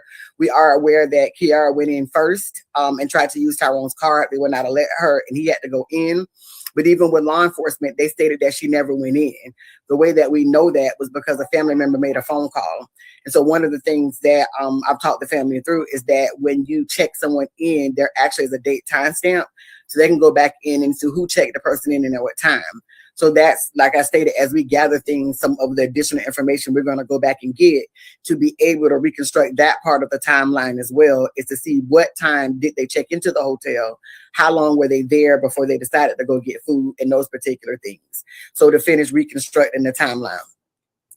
Additionally, things that was mapped is the hotel was 5 minutes via car ride or 9 minutes walking to Papa John's. Additionally, there was lots of rumors related to a red car. And even too, there was like one of the spontaneous statements from the witnesses that they think got it twisted with everybody else. So that also has been debunked. There was no red car present anywhere. So to make sure that people were very, very aware. And like I stated, they really drove home and were really, really upset about first responders that were actually there and did not deem Tyrone in this situation to actually be an actual priority. And then also it still should have been marked as a crime scene. The fact that he was found on the roadway and was bleeding and different things, and the fact that they did not secure that scene. And when the family came down days later, those things were actually there. Other things that they also named that stood out was the pizza and the wings. The manner in which his body was found in the location of the pizza and the wings, it looks like they would have been chucked out of the car just about where they were and where they actually landed. So making those things. Other things that also came up in the conversation that were extremely questionable is that when he was rushed to the hospital, Archer Road is a straight shot. So literally where he was found is on Archer Road, the hospital is all the way down. And Kiara did not know where and Chance has 3 hospitals all on the same road. So it's North Tower, South Tower, and East Tower. And she didn't know which tower he had been taken to because she did not follow him actually to the hospital. And so there is some question as it relates to what happened, like what took place there. So there's some additional things as we stated. So by having a black box, you're able to see patterns in where she traveled. And then from there, you're able to go see where did she pass by, what did light posts pick up. And so additionally, as I completed the public records request for FDOT, as I stated, even though they stated that all of the footage is live, I'm having awareness that sometimes, especially with something like that happening, they record what are called incidents. And so with those incidents, even if we don't have live footage, some of the other cameras may have picked up and actually have incident reports for us to actually be able to do a recreation as well. And then, like I stated, with some of the requests that I've done, they're so extensive that if other calls came into 911 at the time that he was found, we'll be able to listen into those, and then also any additional communications with any other first responders, because all we saw was actually the fire truck. And then another thing that also stood out as well is that when we met with GPD, they stated that Kiara was actually there with Tyrone, but from the researchers, what you state is Tyrone was actually already on the actual stretcher and headed there. And so by Kiara's statement, and she'd gone down to the gas station, and then she came back once she saw the ambulance. But from where he was found and from the gas station, she actually would have been able to see the other people offer help and everything else long before the ambulance actually came. And so these, all of the things that are questionable, they don't add up. We don't know what they actually mean, but we need those additional things. And I see that there are comments that actually state that with these things should be arrested, as I've stated in previous videos. So the statutes are very vague. So yes, you may file charges and a person can be arrested on a charge, but even when you're arrested on charges, you're not officially charged with those charges until the state proceeds to file. And so, yes, in the investigative phase, you absolutely can have a charge filed, but in the prosecutorial phase, the burden of proof is higher. And then also, whatever charge they choose, it has to meet certain elements of the facts. And so also, because of double jeopardy, you can't get a second bite at the apple. So while it is frustrating on the front end, it is best to continue to gather all of the information like we're doing it, sitting with experts, even too, as we're going through, because many of the things that they brought up last night, I would be like, Natalie, what did I say? And that's like, this was the same thing that I was thinking, because you can make some of the similar inferences with the information that's presented. So to be validated by the people whose work this actually is, lets us know that we are actually doing the right thing and definitely getting closer to getting the answers that everybody is actually seeking. And so building something that is solid enough to even go back to GPD and show them these are all the missteps, these are all the things to finish to go gather, and there isn't actual enough. One of the questions that the research team actually asked me, what are next steps? Well, it depends on what we also uncover now, because in addition to the autopsy report, we're going to also get the medical records from UF. And so that compounded with the medical records that we have coming from Alachua County Fire Rescue is also going to give us some additional information and insight. The good thing about the medical records from UF as well, they will document who was, denoted as next of kin. They document what conversations that they had with people. So any of the things that may come up in those particular conversations as well, in that documentation system, we'll be able to utilize as well to help fill in additional pieces of the actual puzzle. And so I wanted to be able to share with people to give them like a level of clarity, and to actually also show people navigating this process, so that if you're trying to navigate through a process, so you have insight on how to do it, what is the appropriate way to navigate through it to be able to get it, whatever it is that you're trying to accomplish, accomplished. Also being very clear to help people to understand there will be noise. If you got noise, if you got people that got this and that to say, it means you're doing the right thing. The only time people take the time to troll or have this to say or in their feelings is when you're doing something right. And so helping to center that for people. And so for me, it's very, very antagonistic. So it really upsets people that I'm that particular way. Like, we sit on these videos for sometimes an hour and a half. If you got an hour, because the time is the most precious thing that you have, to give up, to listen to somebody that you don't like, that speaks to issue with you, not to the person that you don't like. And so, like, being very clearly, for me, and I've been very clear about who I am, I'm always going to be petty enough and childish enough and all of those things that people think that they can weaponize to respond, because you won't control the narrative over here. And at the same time, because I can multitask, we're going to always highlight what is taking place, what actual work actually looks like, what advocacy looks like, because it takes systems change. If we change the system, we won't have to do so much advocacy. And that's literally what this is about. And when we don't have to do so much advocacy, we don't have to have families like the Davis family searching for answers. The system should have worked in the appropriate manner for them to already have had answers. And that's the challenge. It should never be an uphill battle to have law enforcement or our justice system to bring justice, when literally that's what our taxpayers' dollars are actually for.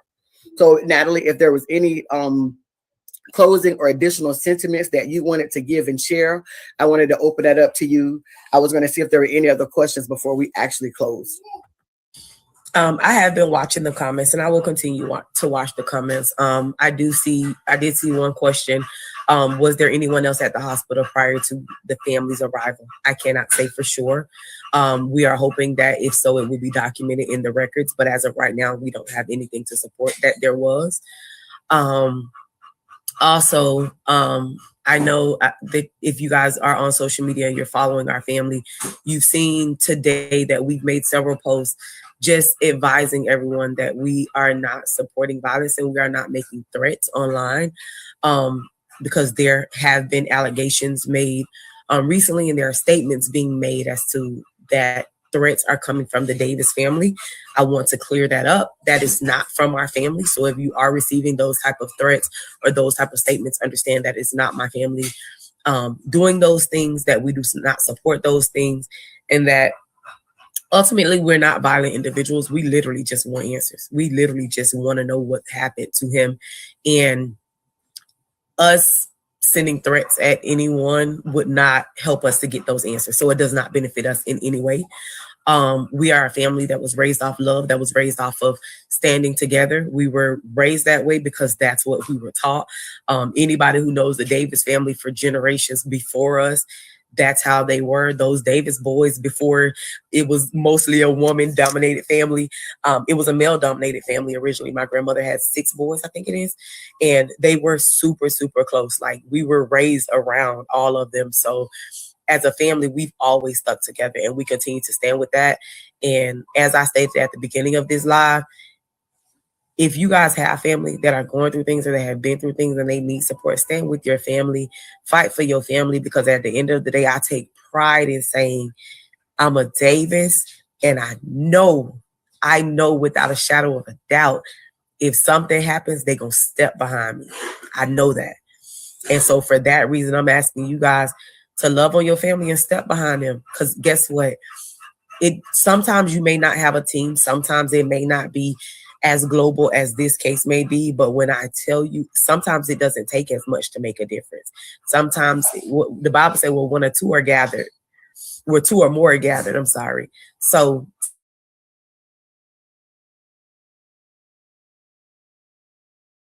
life is short. I'd never in a million here today without T2 not being able to pick up my phone on him and have him call me Blackie and sell me out. Like, I never thought that would be where I'm at today. I never thought that we would be trying to plan birthday parties for family members where we're going to get there and he's not going to tell me, you always go hard for everybody. You always do your 1-2. That's why we stand behind you the way we do, because we know you're going to step behind us. I couldn't imagine in a million years that I would not be hearing that again. So when I tell y'all life is short, and if y'all got problems with anybody, fix it. Y'all got beef, and I ain't even saying y'all got to be best of friends again, but make it clear, reach an understanding. Well, listen, we may not be the way we used to be, but we're going to agree to disagree, and we're going to rock out, because that's just what it is. I feel like if you can fix it, because tomorrow ain't promised, and the last thing y'all want is to leave here and things not right. And I can honestly say, my cousin he got his business in order. He was really like fixing things, and he was really doing right. He was on the right track in life. And people want to give credit to certain individuals in the process of him changing. But truth of the matter is, guess what? Life is about choices, and Tyrone made those choices. Tyrone made the choices to do what needed to be done for Tyrone to be the best version of himself. He had support along the way. He had people pushing him along the way. But understand when I tell y'all, his girlfriend at the time of his demise wasn't the only person that pushed him. Tyrone was great because he had a village. Tyrone was great because he had support well before Kiara was ever a thought in his mind. So understand me when I tell y'all, Say his name. That's right. His kid's mother just posted in the comments. Say his name, Tyrone Davis Jr.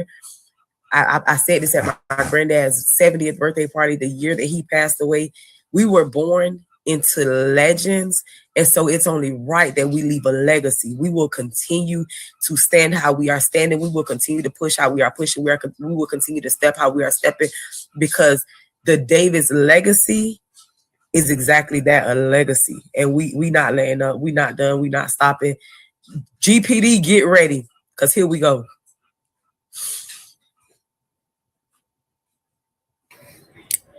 Very much so. So thank you so much for Natalie for like I said, your candor. Very, very much so. As we've stated, as the additional information comes, we want to make sure that we share that. We are in that phase now where we're waiting for additional information, and then what happens is we sift through it and go through it with a fine-tooth comb. It goes to the research team where it's actually uploaded, and they do that particular thing utilizing their expertise. Yes, it is a lot slower because it is about taking the time to get this right. So making sure that whatever is presented is factual.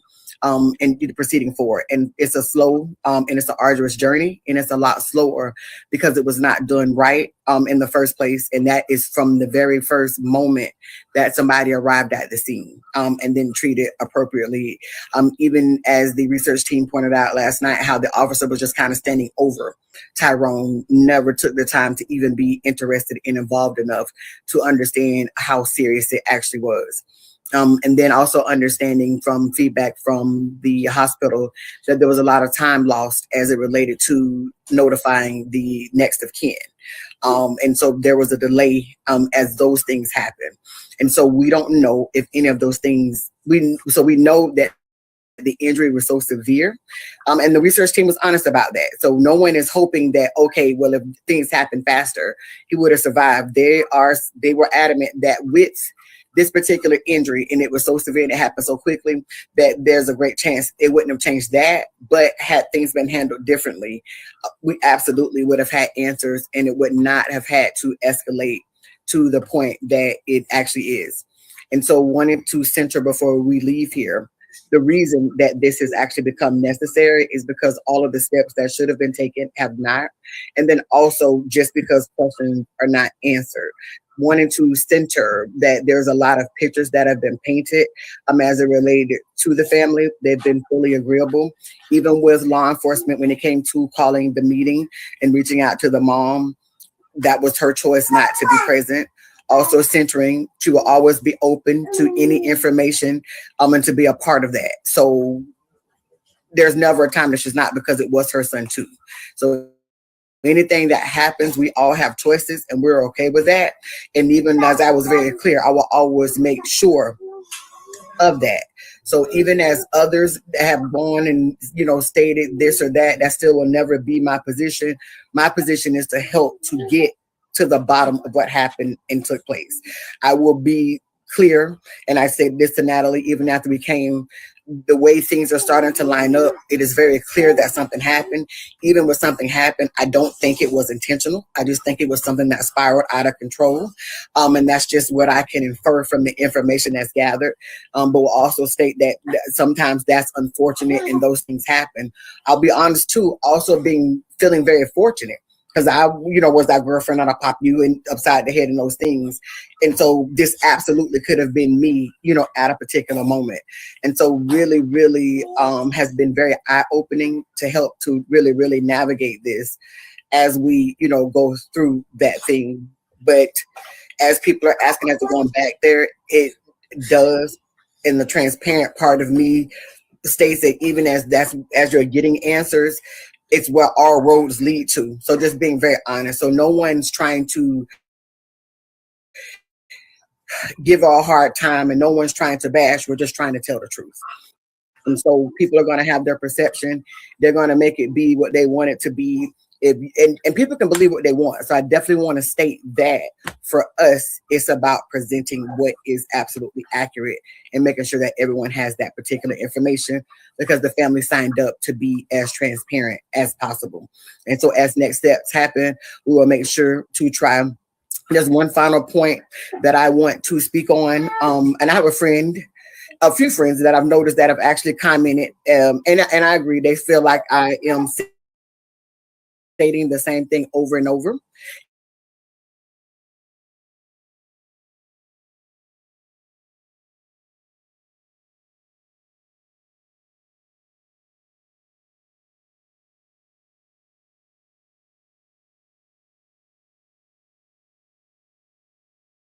And there is a belief that some people are being standing on purpose.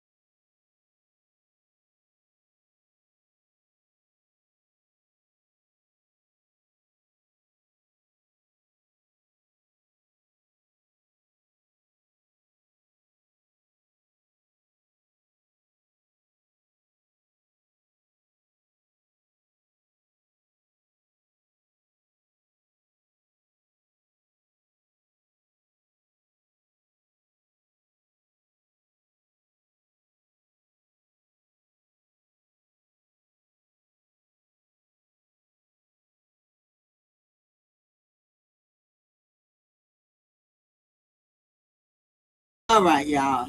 Enough of that. We about to break this down.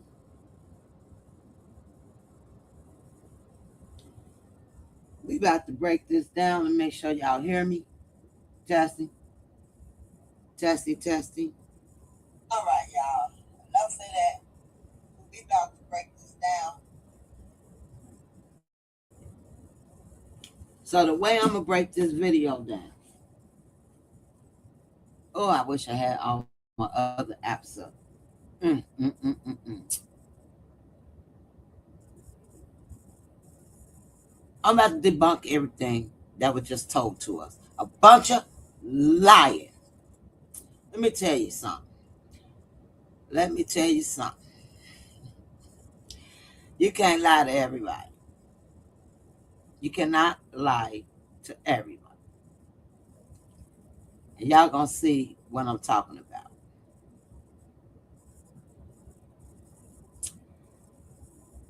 So what we're gonna do, what time is it? 2:57.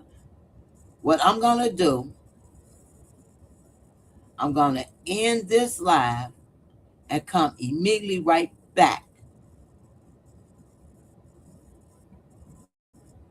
with a different title. Yeah, let me end this live and we're gonna come back. Cause I don't want it to go real long. People don't sit through long lives if they watching me.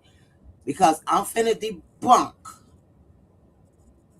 that Shanae Johnson lady, Natalie, and the research team. We about to be debunking. So if y'all want to come back, come back. Because we're going to be on for another hour or so. About to debunk. Because I got to pull up a video. And I'm going to pull up a video. And I already debunked one of they fucking lie. One of they fucking research. I'm finna debunk every goddamn thing in that research team. With respect. Watch this. I'm finna end this live and come right back.